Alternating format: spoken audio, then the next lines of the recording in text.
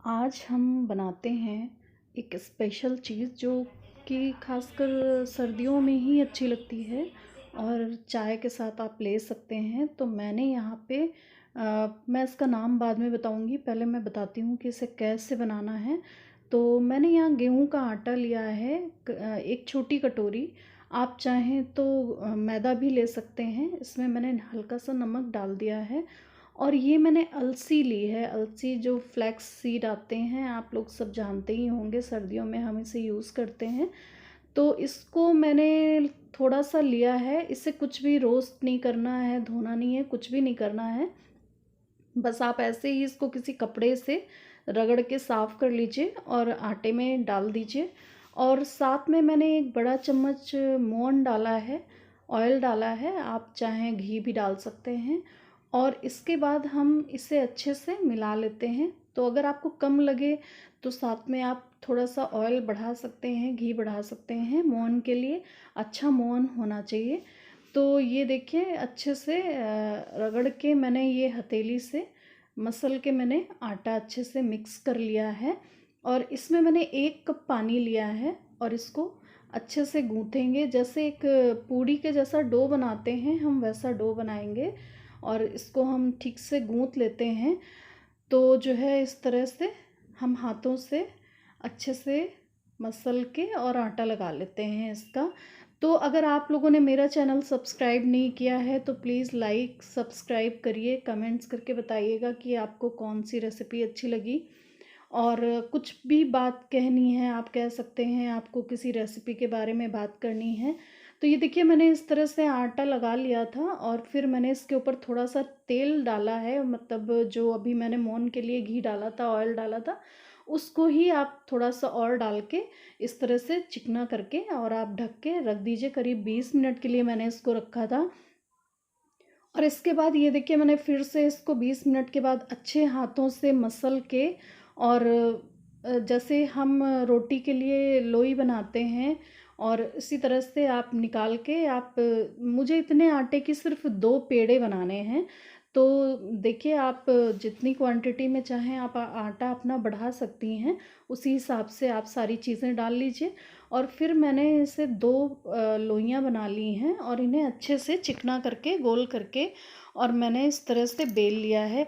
और अगर इसमें बहुत ज़्यादा मेहनत करने की भी ज़रूरत नहीं है, हम गोल लेते हैं, सॉरी बेल लेते हैं, गोल भी बनती है या आपकी जो किनारे हैं वो कटे फटे हैं तो कोई दिक्कत नहीं है, क्योंकि हमें इस तरह से ये देखिए इसके किनारे काट के निकाल देने हैं, इसे स्क्वायर शेप देना है। और आपने ज़रूरी नहीं है, आप अपने हिसाब से दे दीजिए, कोई भी ऐसी बात नहीं है कि आपको ये स्क्वायर ही रखना है। ये तो अपने अपने पसंद के ऊपर है। मुझे ये इस शेप में आते हैं तो इसलिए मैंने इस तरह से इसका शेप दिया है और मुझे ये बहुत पसंद आते हैं, हमारे यहाँ सबको पसंद आते हैं। तो एक बार आप बनाएंगी तो आपको ज़रूर पसंद आएगा। और इस तरह से मैंने इसके जो है ये देखिए मैंने सबके तिकोने बना लिए हैं।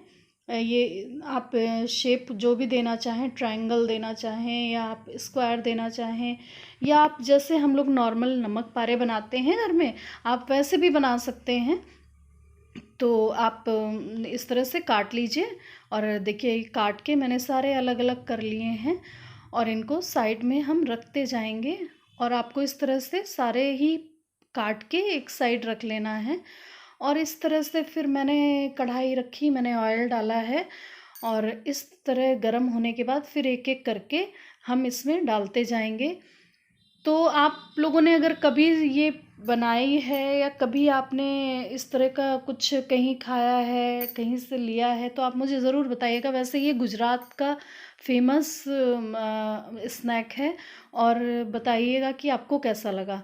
तो एक बार बना के ज़रूर ट्राई करिएगा। इस तरह से मीडियम लो फ्लेम पे हम इसको तल लेते हैं, डीप फ्राई कर लेते हैं। अगर आपको डीप फ्राई नहीं भी करना है, आप शैलो फ्राई भी कर सकते हैं पैन में और इस तरह से, लेकिन ये ज़्यादा अच्छे लगते हैं।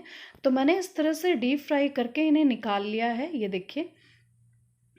और इस तरह से फिर एक एक करके मैं सारे इसमें डालते जाऊंगी और निकाल लूँगी।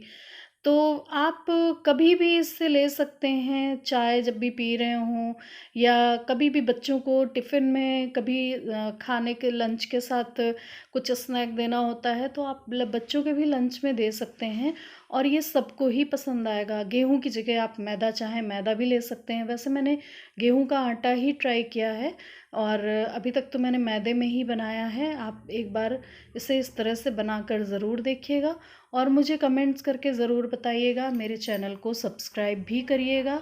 और ये देखिए चाय के साथ मैंने ये स्नैक्स लगा कर रखे हैं और कोई भी देखेगा तो बिना खाए नहीं रहेगा। तो आप खा के बना के खाइए और फिर मुझे बताइएगा कि आपको कैसा लगा। और मुझे तो बहुत अच्छे लगे और मैं एक बार फिर इसे बनाऊंगी। तो आपको जो है जैसा भी है आप बताइएगा। मैंने इसमें बहुत मेहनत भी नहीं लगती, बहुत आसानी से बन जाता है और खाने में तो फिर स्वाद बहुत ही अच्छा आता है इसका।